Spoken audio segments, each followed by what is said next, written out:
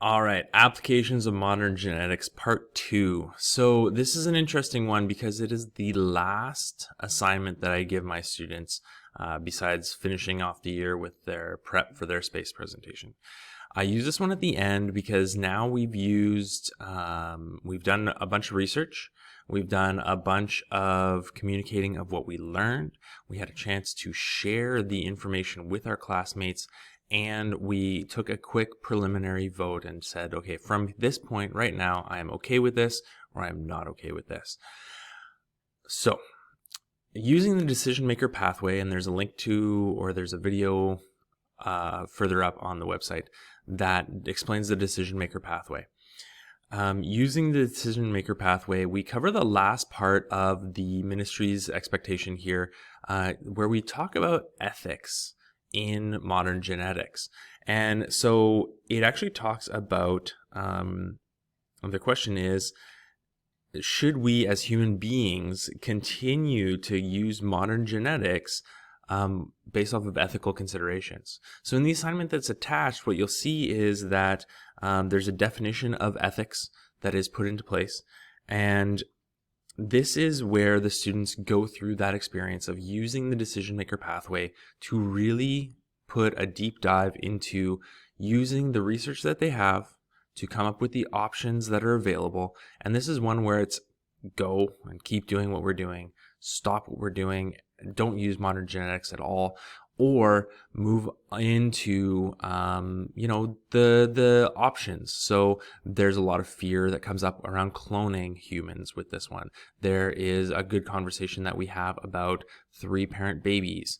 There is a ton of information that can come up depending on what was shared from the research level in the groups that the students had.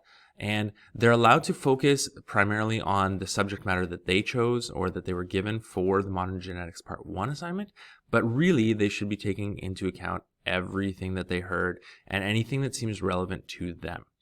So they go through the decision maker pathway as part of day 1 or day 2, depending on what they actually how long it takes them to work through that.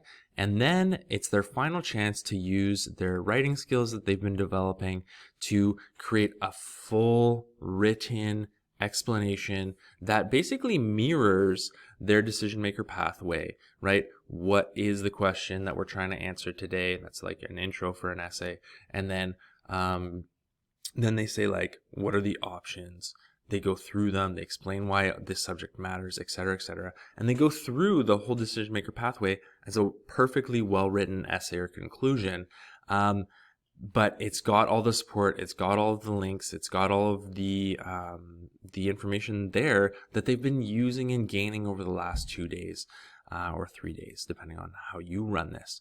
But this is truthfully one of the most elaborate and the deepest written assignments that I do, because the expectation is that at the end of grade 10, they are able to converse and communicate and share in a very, articulate way the information that they've learned. So I like this one. It's really good for wrapping up a year and being the last truly academic sharing experience for them. They use the decision maker pathway, and then they go and they write an essay or a well concluded supported paragraph, or not paragraph, or multiple page document from there. So I hope you like this one, and we will keep going.